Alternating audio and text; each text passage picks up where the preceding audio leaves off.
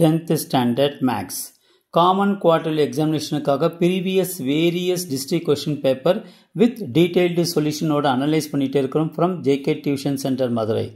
இந்த மாதிரி various district question paper நீங்கள் நல்லா தரவா பார்த்துட்டனா will get more than 90% of the marks கண்டிப்பாக வாங்க முடியும் students. Latest start part B question number 20 I am Jaykumar simplified பண்ணி கேட்டிருக்காங்க. இப்போ பாருங்களேன் முதல் x square minus 16 இது நான் x square minus 4 squareனு போட்டுக்கிறேன். அப்போ இது எப்படி எழுதலாம் a square minus b square ஃபார்மில் எழுதுனா என்ன கிடைக்கும் a plus b into a minus b.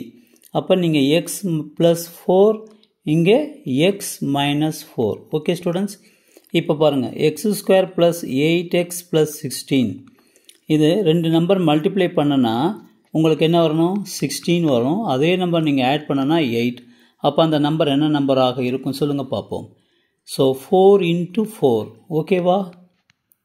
அப்போ எக்ஸ் ப்ளஸ் 4 ஓகே இங்கே எக்ஸ் ப்ளஸ் 4 ஓகே இது இப்படி ஸ்ப்ளிட் பண்ணி எழுதுனா போதும்.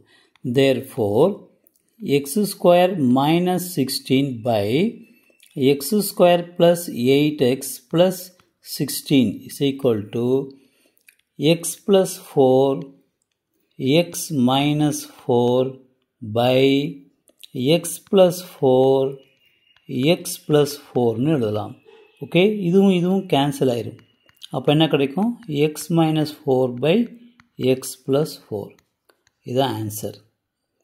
Okay students wish you all the best.